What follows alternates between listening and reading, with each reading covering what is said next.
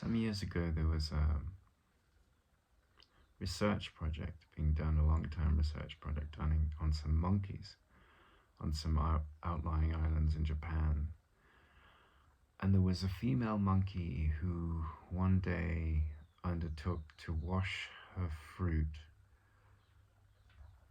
in the water of some freshwater ponds.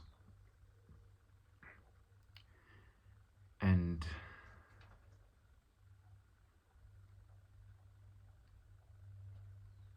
this trait of washing the fruit was new, that it had never been observed in the population of monkeys.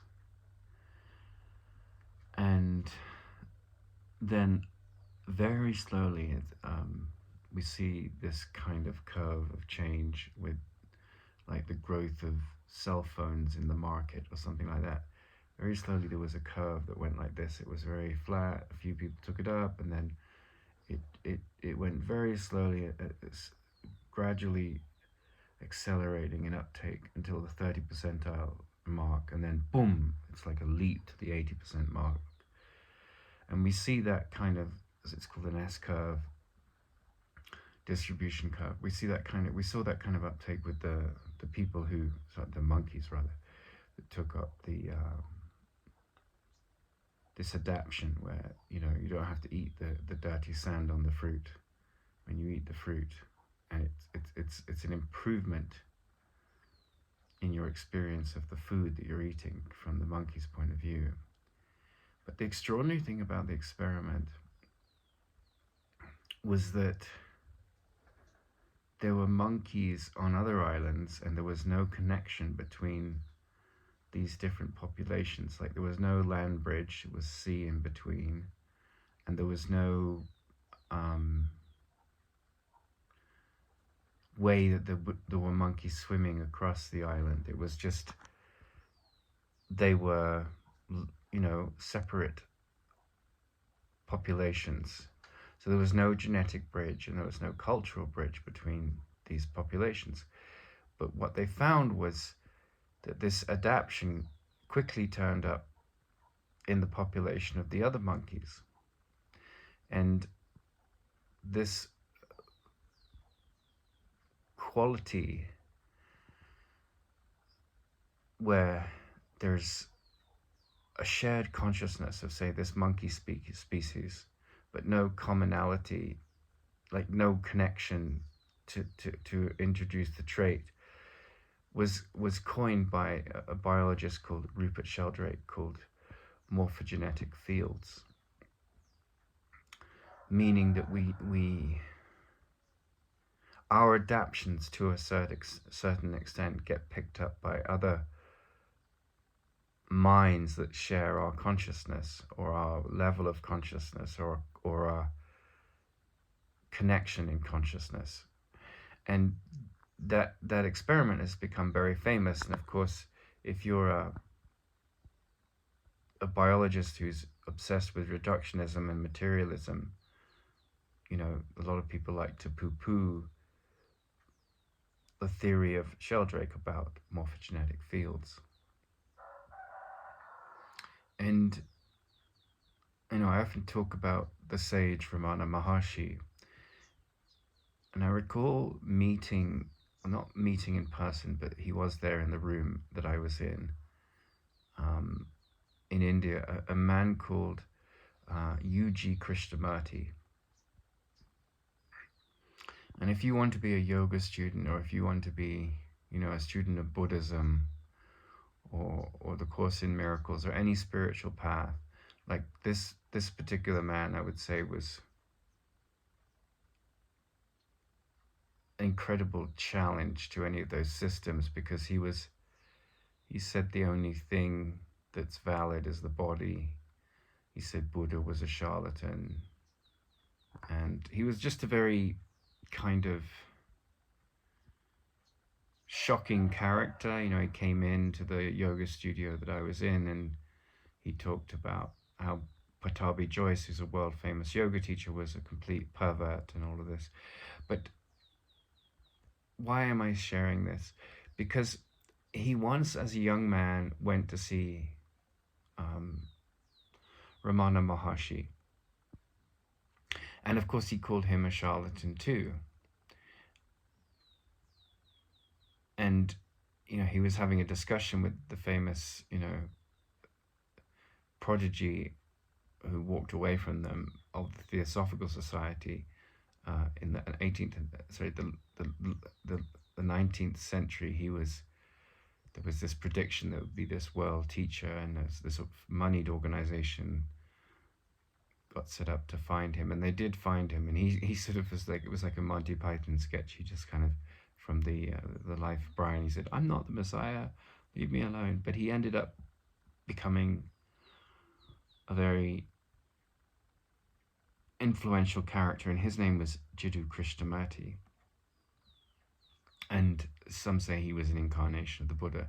But these two men, there's arguments that they were sort of like, they had some kind of shared destiny and connection. And there's a famous conversation that they had where Jiddu Krishnamurti said to Yuji Krishnamurti, "The world's on fire, what are you going to do about it?"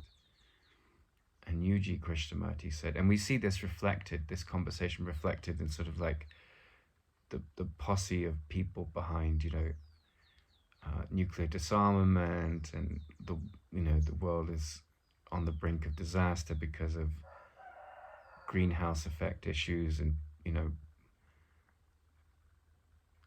fossil fuel problems and all of this. So just metaphorically, there's a sort of mirror. So Yuji Krishnamurti says, "The world's on fire, what are you going to do about it?" And Yuji Krishnamurti says, "Pour gasoline on it and see if something comes from the ashes, see if a phoenix rises from the ashes." And Jiddu Krishnamurti says, "Oh, you're impossible." And the reason I mention this is because Yuji Krishnamurti, there's lots of videos of him on YouTube, but he said something happened to him, and it happened in the body, and he was not the same person anymore. And what I'm getting at is that I from my understanding of his energy, he's not for the faint-hearted, but also I think he came to an experience where he was somewhat enlightened. But from the viewpoint of his personality and from the viewpoint of his teachings, he's a real kind of Shiva character. Shiva means the destroyer, and so he destroys anything that you can grasp onto. The Buddha is a charlatan. Ramana Maharshi is a charlatan. He would say that all schools that lead you to try and be more self-aware, and it's all nonsense. It's all, but at the same time, and he said that only the body's real, right? Whereas if you come to non-dualistic teachings, right, which would be like Ramana Maharshi or the Course in Miracles, they would say the opposite, that the concrete world is an illusion. And I reference the story about the monkeys because there's a scientific experiment, and there's like bafflement. We don't really know how the monkeys on the other islands started washing the fruit, right? But they did, and it's documented. And there we have one scientist, Rupert Sheldrake, who spent quite a bit of time in South India as a youth, and has sort of like pioneered a path in biology which doesn't attack God the way the atheist geneticists of the world like Richard Dawkins do.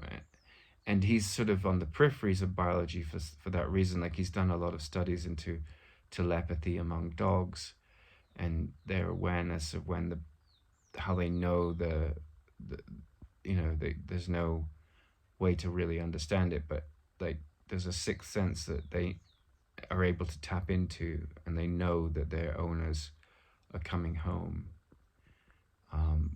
when there's no way that they could know because they're like half a mile down the street, but or further, and they just know they're coming home. They stand at the door, and that stuff would be all like the third chapter of the Yoga Sutras, which is about the powers of mind. And so he's very much ensconced in that. But to his fellow biologists, he's kind of out there on the front lines of sort of a bit what would be called foo-foo, kind of silly, non-materialistic, difficult to prove biology. And that's what morphogenetic fields are. But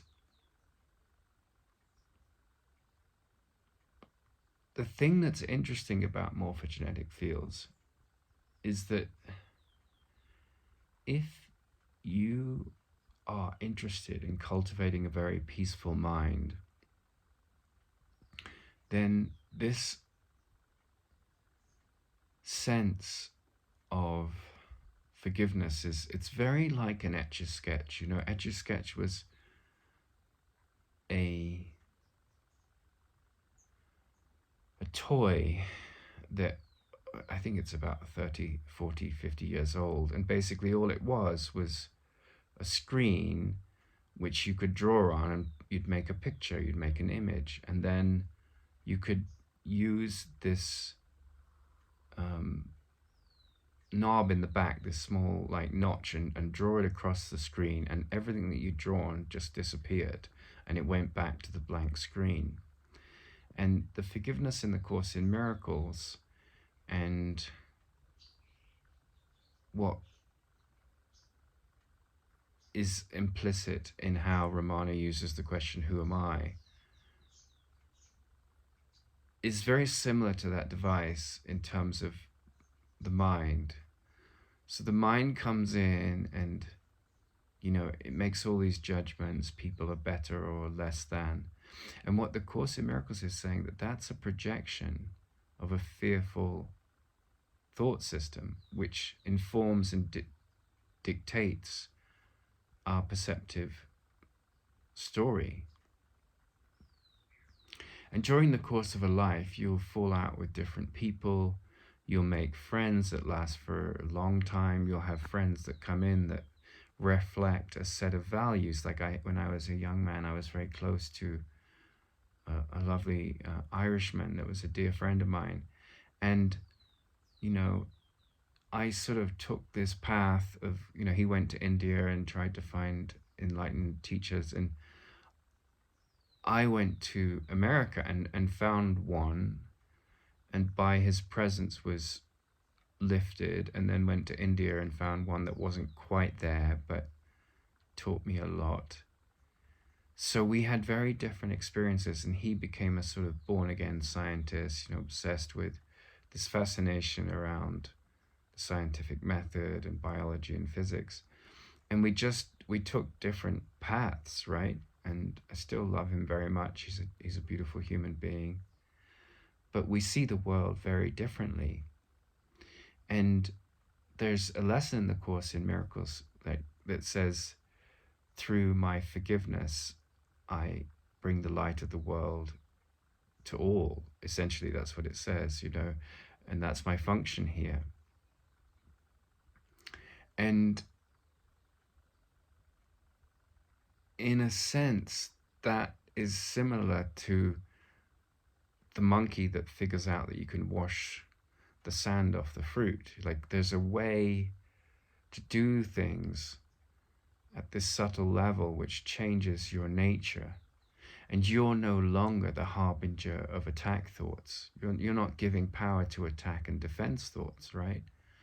And a few years ago, there was a very famous book that was very successful called The Life of Pi, and it's about this young boy who, his family moved to Canada from, I think they moved from Madras or Chennai, which is where I lived in India, and they take, or maybe it's Bangalore, but they take a big boatload of zoo animals with them, and it's an incredible story. There's a movie being made of it, The Life of Pi. And, he's he's very interested in religious philosophy. And like, if you live in South India, you have Islam, you have Hinduism, you have Christianity, you even have Buddhism, you have different streams of Hinduism, you have Advaita Vedanta. But he takes the story of traveling across, oceans and getting hit by a storm, and then like everyone dies and all the animals die, but it's just him and this tiger that survive. And in the end, his sort of he plumps for, he's got all these, the smorgasbord of religions to choose from, and he plumps for Jesus as being the greatest symbol.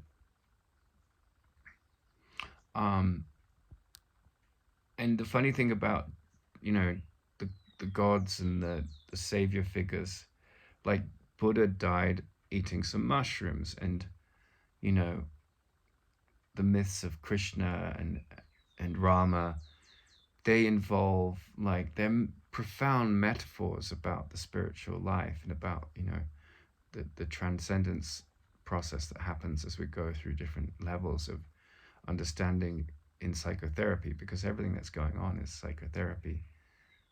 At the deepest level, a very advanced spiritual mind that's dropped the ego almost completely is still going through the process of what the Course in Miracles calls atonement, or psychotherapy. But this kid, with this amazing adventure with the tiger, he kind of plumps for, like, the greatest teaching for him is Jesus. And like, whereas, a lot of the myths, like God is incredibly powerful, and or the God in the story, whether it's Krishna or Rama, who's an incarnation of Vishnu, they go through great challenges often, but they transcend and become victors. Whereas, Jesus on the cross gets nailed to the cross, burned up, and he seems like this abject failure. Like, why would you, like, choose this character? And Pai chooses that character, his ultimate teacher, in a way, because he's saying that even though you can destroy my body and attack me, and that's the way of the world, to, Charles Darwin's, survival of the fittest, and that all minds are joined, and the process of wisdom means to let go the idea you're a body, and to let go the idea that we are separate, and to embrace in seeing through that illusion this deeper connection and love. Now, can you do that in a way that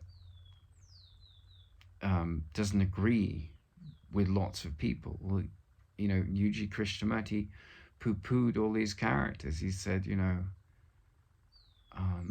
Ramana Maharshi's a charlatan, Buddha's a charlatan, Krishnamurti's a charlatan. Like, he just, and he said, but I believe that the state that he was in was very, very advanced, but his personality and his way of describing his views of things basically was like a bull in a china shop, that you couldn't.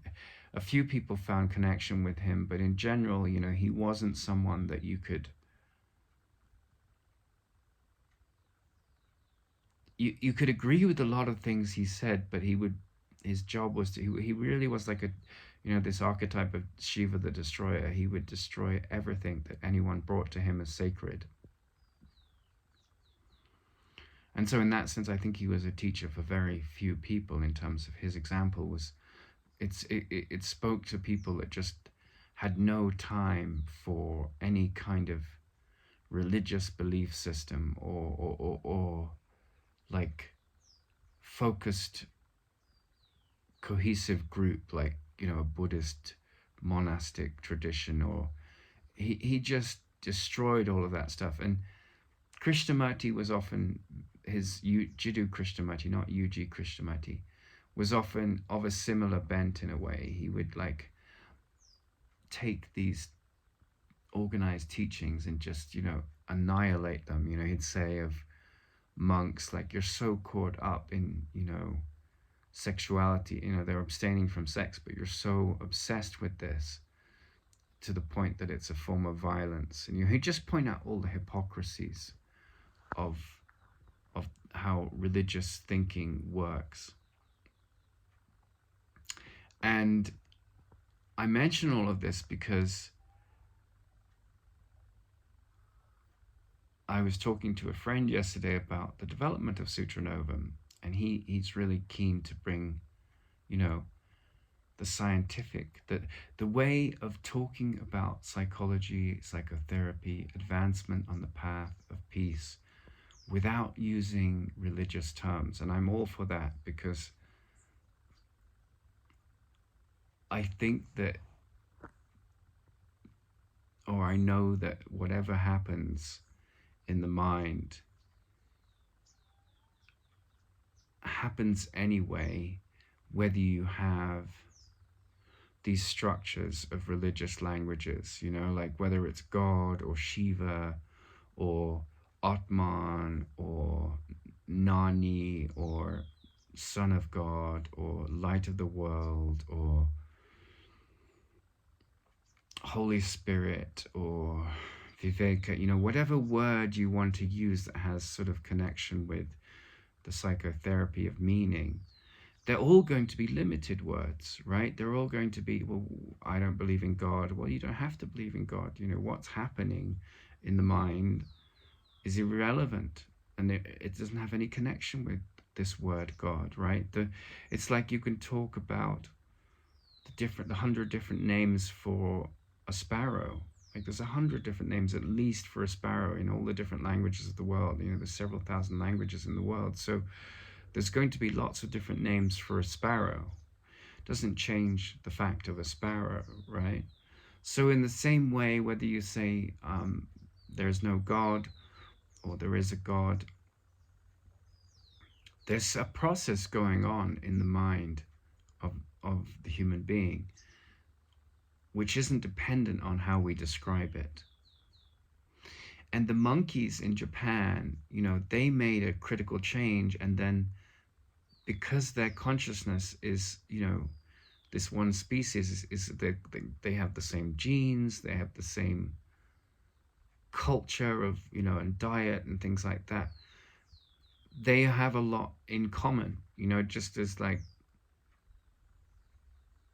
elephants have a lot in common with lions and less in common with snakes, right? Because they're mammals. So at the level of form, these things have relevance, but behind the form is consciousness. And that's the sort of one of the first instances in the study of biology where this materialistic view that we are dictated to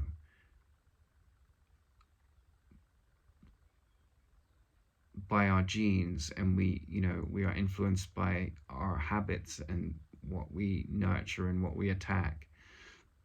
Those things, the expansion of the idea of what a living organism is, has started to be cultivated. And I suppose the most important moment in that, outside the Human Genome Project and outside all these studies of different species genomes, is this moment in Japan where this female monkey makes a change, and then we see the same change showing up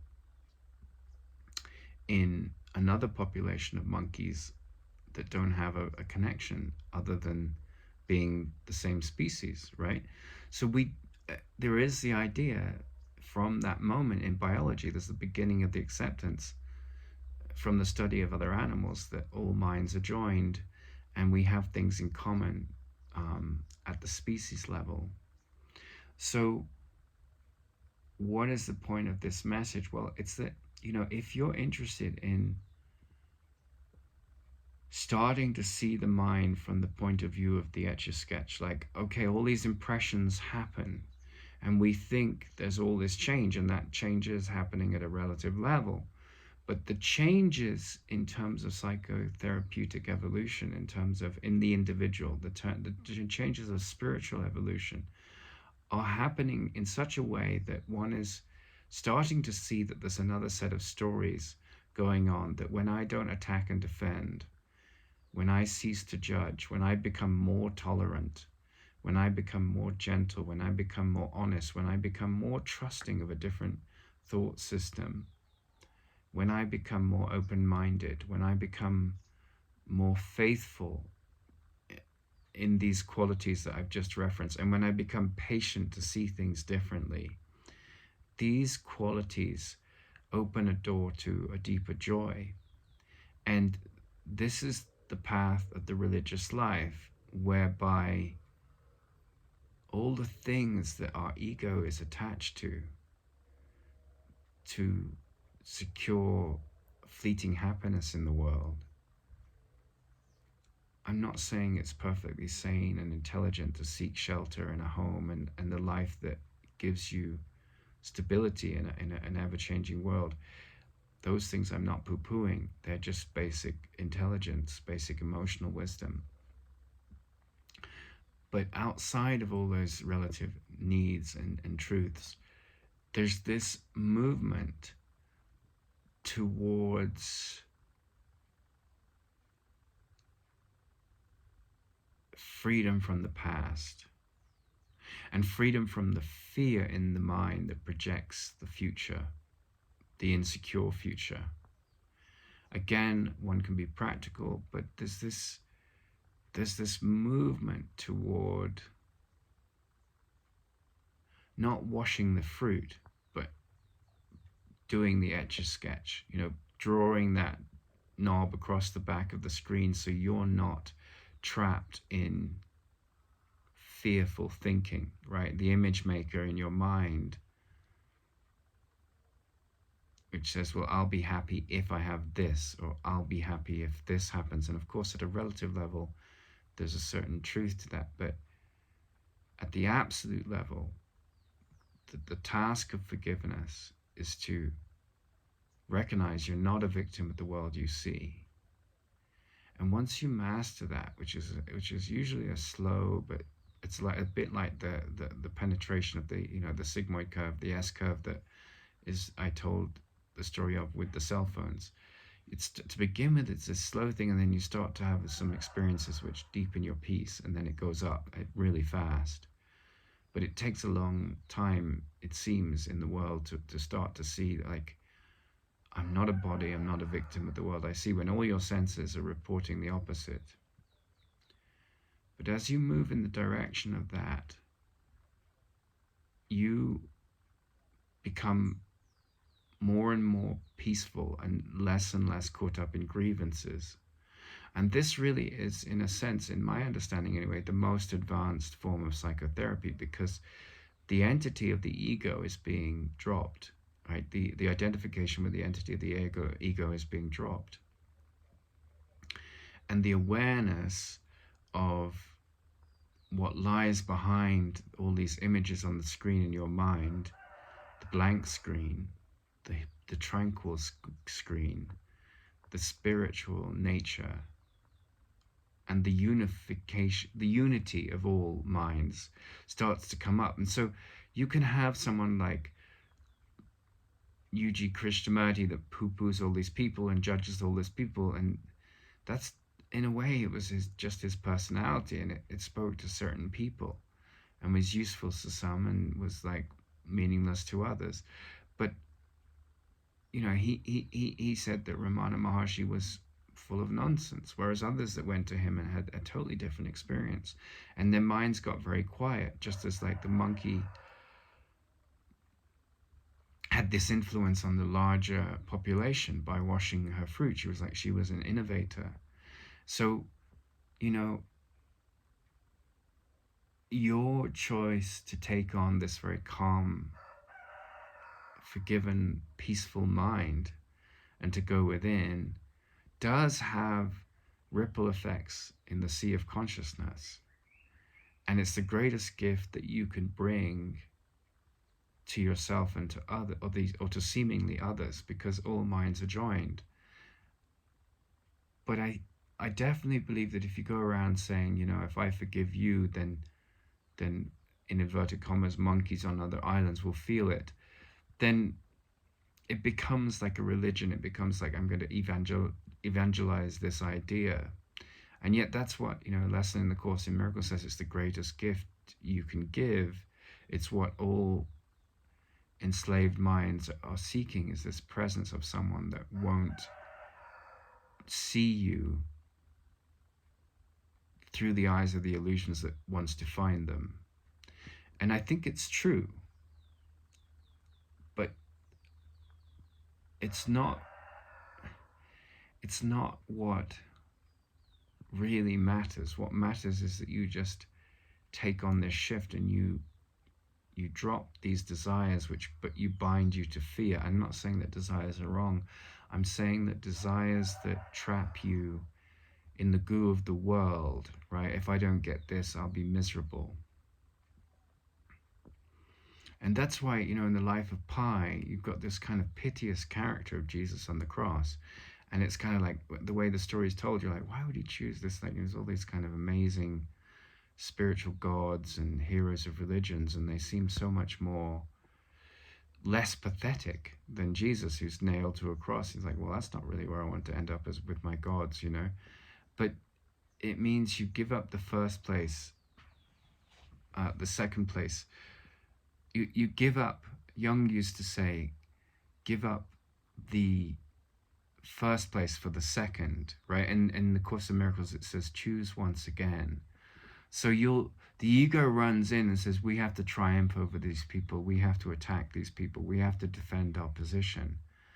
And the second place is this very quiet aspect of the mind that says, well, we're all united. And of course the ego will want to muddy and attack those people that make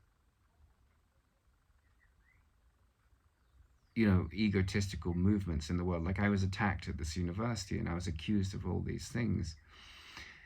And in a sense, it was one of the greatest forgiveness lessons of my life, because I was accused of being a misogynist. I was accused of being a gaslighter. And it was just two levels of consciousness, people that are very much enshrined in the ego thought system. And myself, who had spent, a lifetime studying what I would argue is the most advanced metaphysical psychotherapeutic approaches on the planet, which are the teachings of, the Course in Miracles and Ramana Maharshi.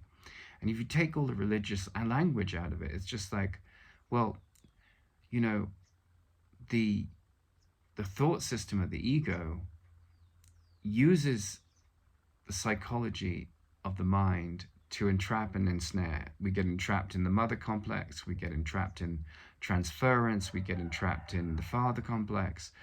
All these things that, are quite elemental and important and basic to psychotherapy. Once you studied it a bit, the ego can use the process of psychotherapy to reinforce its thought system, and that's not psychotherapy at all. It's just narcissistic compassion, and it's choosing victims and victimizers to attack and defend. And that psychotherapy is the world, for the most part. It's what the most psychotherapy is about, and sometimes a bit of the light gets through the cracks. Or you can see all of these things for what they are, as the ego's clever game, and then real healing happens because you are looking at others through the lens of seeing them healed, seeing their self beyond the ego's attack and defense mechanisms. I'm a feminist, I'm a chauvinist, I'm a sexist, he's a sexist, she's a sexist, and I pointed out this insanity, and I was crucified, right? I mean, I wasn't literally crucified. They didn't put me on a cross, but they accused me of all these things. Sticks and stones will hurt me, but names will never touch me. But whether it's sticks and stones or it's name calling, our self-concept is very wound up in this entity that is our body, and our mind and our personality. And if we get attacked, and people attack us in many ways, they steal things from us, they steal our identity and tell us that we're, a fascist or a racist or a sexist to support their ego arguments. And, if you watch the right wings, left wing games in the media, it's always like these attack thoughts. He said this, and that whole story of the world just keeps going on. It doesn't stop. But what stops is when an individual comes to this sort of state of clarity that he isn't going to participate in this insanity anymore. And that is really where the most evolved, awareness happens. And if you take that path, there's a good, and you consistently keep to it, right? There's a chance that you're creating ripples in the space-time continuum, which is basically consciousness, right? You're changing the nature of consciousness, like that monkey changed the nature of how we define those monkeys. In the field guide on their behavior, it would say these monkeys eat fruit that's fallen from the tree, whether it's mangoes or whatever, that is covered in sand, right? And then this monkey changes that. And in the same way, and it happens, it ripples throughout the population, and we don't really understand why or how, and there's no way really to prove it. We can just observe it. But the thing it seems to point to is that all minds are joined. At least they were in that consciousness of this particular monkey species. And in the same way, in the realm of time and space, humans have a shared consciousness.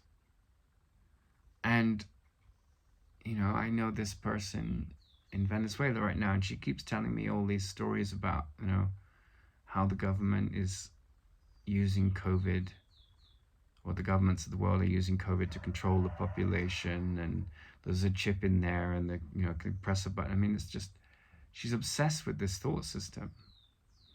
And it's a forgiveness lesson for me. It's like the Etch-a-Sketch lesson for me. It's like, if I see her as a loony, if I judge her, then my love for self, which is reflected out in all my relationships, is crippled by my fearful thoughts and my attack thoughts, right? She's attacking all these governments and seeing this big conspiracy. And let's give her the benefit of the doubt. Let's say she's relatively true. Let's say that's happening. I don't believe that. But that's not important in a focus on miracle-mindedness. The focus that I have, my inner, as I understand it, my focus, and there's a certain level of preference in this, but at the absolute level is just to see her as spirit, as someone that is not part of the dualistic reality and is not separated from others in any way, right? And if you go to the story of Babel, if you go to New York, the Indians come together in one corner, the Chinese in another, the Italians, they all have their cuisine. And of course, we're all different, and our friendships are often like my friendship when I was very much taken up in science and philosophy of science. And I'm still inspired by that. But I've had some experiences in my life which I can't walk away from. And you will know them by their fruits. And I think the most advanced paths on this path of life in a human body are paths which bring you to this incredible tranquility beyond grievances. And what I've noticed with people that have come a long way with the teachings of Ramana Maharshi or the Course in Miracles is that, and especially in the Course in Miracles because it's so driven home, it says love created you like itself. Love holds no grievances. And that's what the Etch-a-Sketch references, this mechanism in the mind that forgiveness plays out the part of, and it draws this knob across the screen in your mind and says, I will not value what is valueless. Right, so the focus of the spiritual psychotherapy in the Course in Miracles is to say, I don't believe the terrible things of the world are strong enough to prove to me that the light in me can be denied. And that's why it says, deny the denial of the truth. And so, my friend who wants to share a focus through Sutra Novum on wisdom without the language of religion, I think it's a very noble focus. But the point of the manifest world in reference to all of that is that some people are going to resonate with the word Jesus, some people are going to resonate with the word Buddha, others are going to have a more scientific bent. But wherever you go, whichever path you take, eventually whatever symbols you attach to that speak to you at the level of form, it's all sort of secondary, because what matters is, can you come upon a fact, right? And you can say, well, the fact of carbon is a fact, or the fact of, an asteroid is a fact. But, asteroids will break down. They have a finite life. They don't, they're made up of a bunch of atoms. And like, even the story of time and space has a finite life. Like, I saw a video the other day about the known universe as we understand it in light of, Einstein and Stephen Hawking's work. And they compared it to the Empire State Building, and like a few floors up, and most of the activity, we're talking all of the billions of years that have happened so far and several to come, most of the activity in the universe will be over, right? And then it will just be slowly ready to disappear, and maybe there'll be a new universe born. But the point of the reference is that those are all things that happen at the level of form. And until one has certain inner experiences, or some openness to inner experiences so they can happen, the material perception, the perception of the material world dominates the mind. And then this sense, if you become a psychotherapist, or you go to a psychotherapist, or you have some spiritual experiences, or you have some sense of a deeper peace, that starts to filter through into the consciousness. And then you become drawn to certain spiritual teachings.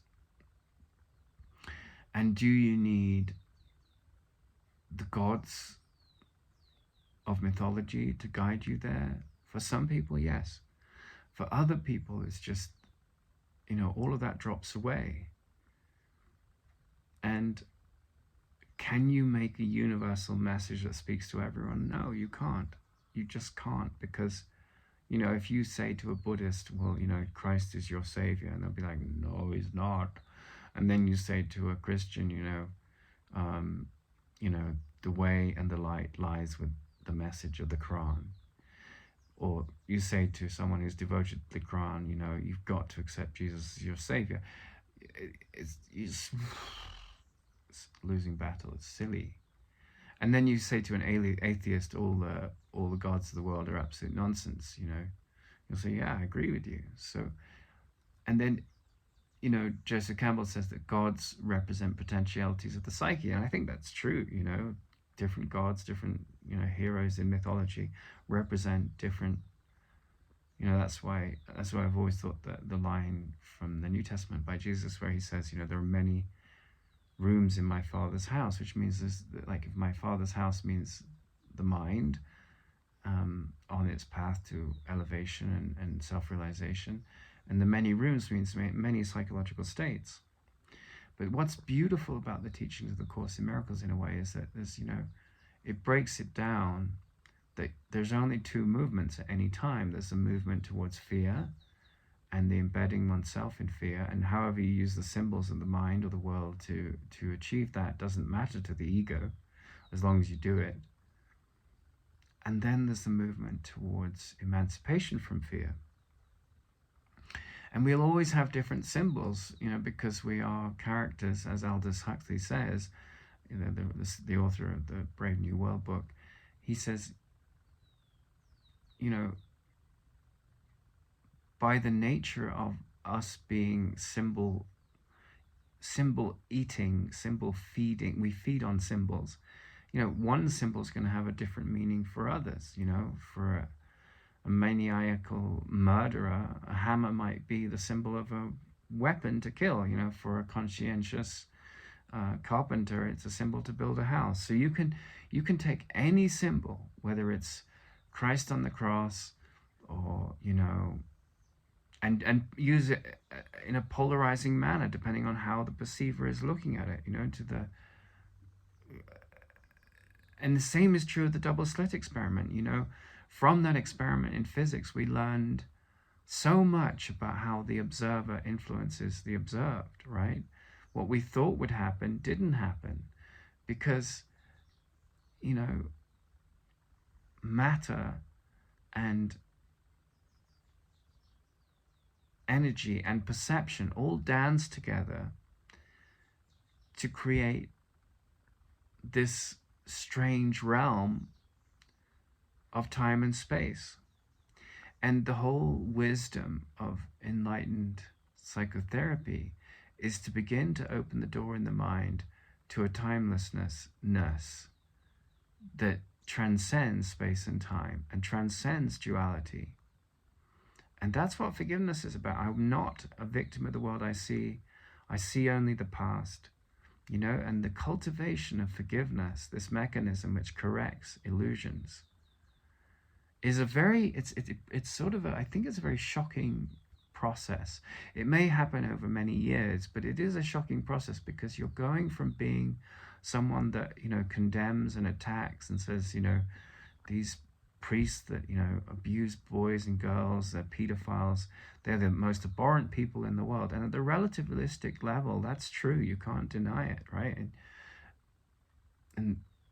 But at the level of the healed mind, they're just crying out for love. Now, I'm not saying that you should go and, give a pedophile a hug. I'm not saying that. This, you can totally take what I'm saying out of context. But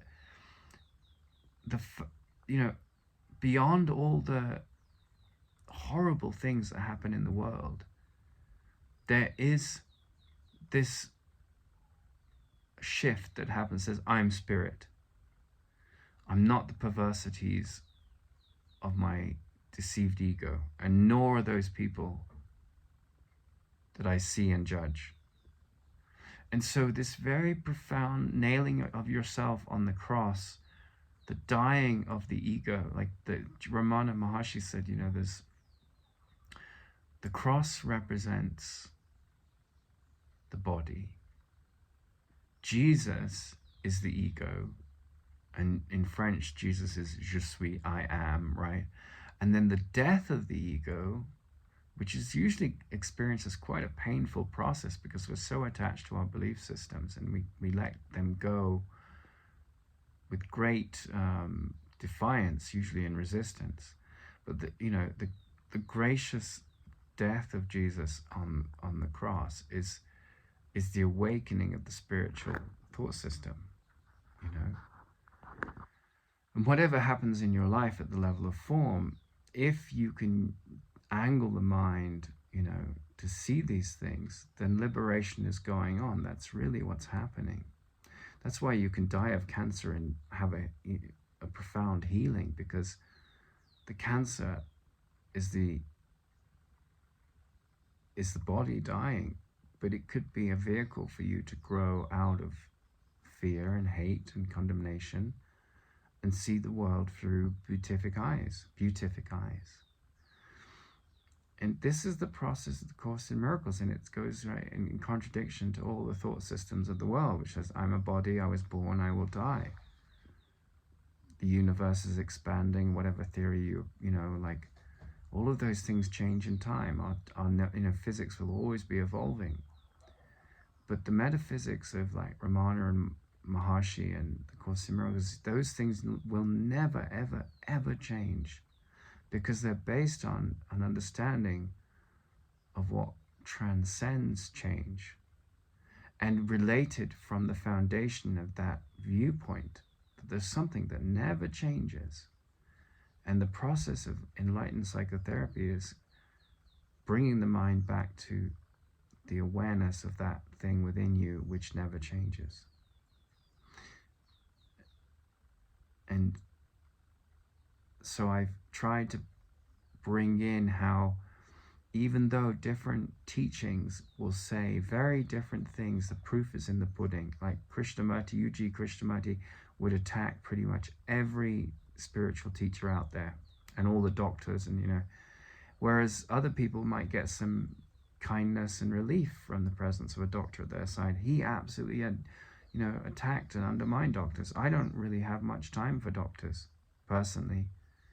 I think if you eat right and if you're focused on spiritual discipline, there are certain doctors that I resonate with, but majority, I think they're just pill pushers. There's some, wonderful work done by surgeons when you need to, fix certain things, or you have a broken limb, you put it in a cast. There's nothing wrong with the medical profession. But for me, true healing is at the level of the mind. And just as Rupert Sheldrake is kind of an outlier in biology, I recognize that, the thought systems of Ramana Maharshi and the Course in Miracles, they are way more advanced than the majority of psychotherapy curriculums out there. And by that I mean that, the relatively few minds that are ready to go along those paths in terms of the larger world that's very much caught up in the idea, I'm a body, I was born, I will die, sorrow is to be justified, judgment is to be justified. Tolerance for those people and their viewpoint is really the ending of judgment. That's where it comes in, and that's where you practice, this unconditional loving regard. But in the course I went in at Edgehill University, they were talking about no judgment, and they were talking about unconditional loving regard, and while brandishing these big ego daggers that was definitely condemning, and definitely seeking out to support a thought system of, attack and defend. And when you're in that realm, it was really interesting for me because I could point out the hypocrisy, and that was very threatening. And I did in a loving way. I still attacked and, kicked out. And for a long time, I was very angry. I hadn't been angry for a very long time. I've been sad because of my marriage falling apart. But that anger that came up, I didn't act upon it. I voiced some frustrations to my parents because I was upset. But then the Course in Miracles, if you're a serious student of the Course in Miracles, I'm never upset for the reason I think. I see something that is not there. So I would say that, if you're really serious about coming to peace, the most difficult experiences in your life are mirrors to the blocks to truth.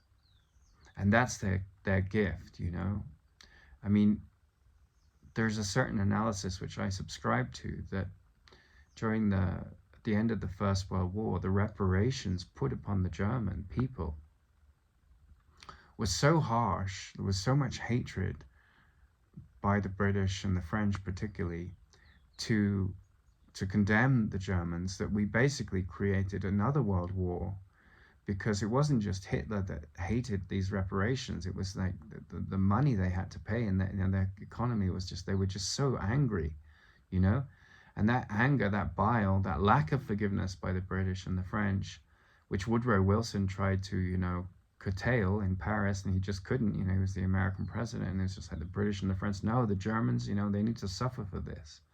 And so they created this Hitler-like character, but Hitler was like the manifestation of, he was the head of the spear of all that anger that the German people had for being treated as they experienced it unfairly.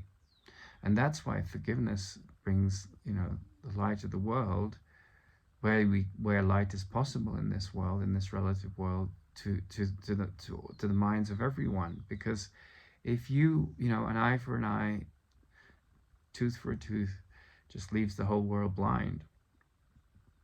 And so, in a sense, in the story of the life of Pi, you can see at a certain level, from a metaphysical point of view, why not taking up the mantle of this insane thought system makes Christ in the mythological structure and a really inspiring character. But whether you believe in, these mythological references and associate a literal meaning with them is secondary. What matters is, are you doing that Etch-a-Sketch work in your head? Are you, and I've it's been like I've been physically ill. I've been thrust into, 5 countries because of what happened at that university. I'm protected and cared for by friends in Ecuador as I find my next steps. And I'm going back to Sutra Novum.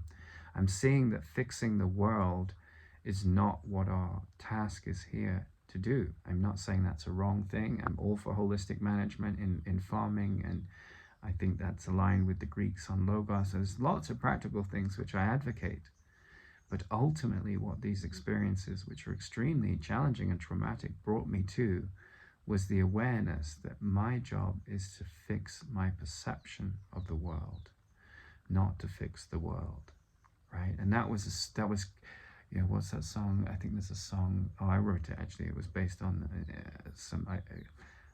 inspired by Pink Floyd. I wrote this song in a lava desert in Iceland, and it says, break free mine hair, all things come to a screeching halt, right? So when you break free from the attack and defense mechanisms, I think that's what I was touching on, was like break free my hair, that's German, right? Break free my friend from the pain of the worldly thought system, right? And the worldly thought system will go on. There will be Me Too movements where women and their wounds attack men. There will be, rapists and their wounds that attack women. These things will go on. The wounded psyche will always look for things to do to justify its wrath and its sorrow. But until you come to a grinding halt with this thought system, there's no real change. There's no growth of gratitude for everything that's happened to you. That was a wonderful, horrible, terrible experience that brought home to me the value of the Etch-a-Sketch in my mind. I can see peace instead of this. I'm never upset for the reason I think. Whatever happens in your life, a part of it buried in the kernel of the pain is, that's why Carl Jung said, in the wound itself is the healing, right? A part of it gifts you the capacity to break out of this cycle of attack and defend, condemn and judge, And people are, they're on this path going at the pace that they're ready to, right? I know there's this very beautiful psychotherapist, and she's a gorgeous woman. She has a YouTube channel, and she just talks about like the psychology of like very attractive women and high value men. And there's a huge audience for that because everyone wants to be, in terms of the idol story of the body, this beautiful woman that's chased after by all these men, or this rich and powerful man that's chased out after all these women. And she says, yeah, well, beautiful women want the accoutrements of the rich man, but they want the time and the quality attention they get from the man that isn't chasing money all the time. And so she's like talking about the psychology of the ego thought system. At the top is the alpha male, at the top is the alpha female, and then with all their powers comes all these shadow sides too. And then the Course in Miracles says, yeah, but you're not a body.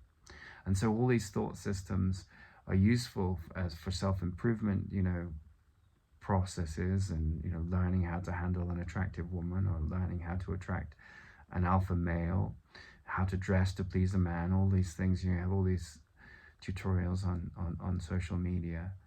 But at the level of like breaking free from the thought system of fear, there are teachings like the Course in Miracles and like Ramana Maharshi, that what I call the end of the road. They're really like, they separate the wheat from the chaff, the men from the boys. It's like, do you want peace above all else? Are you determined to see? Above all else, I'm determined to see.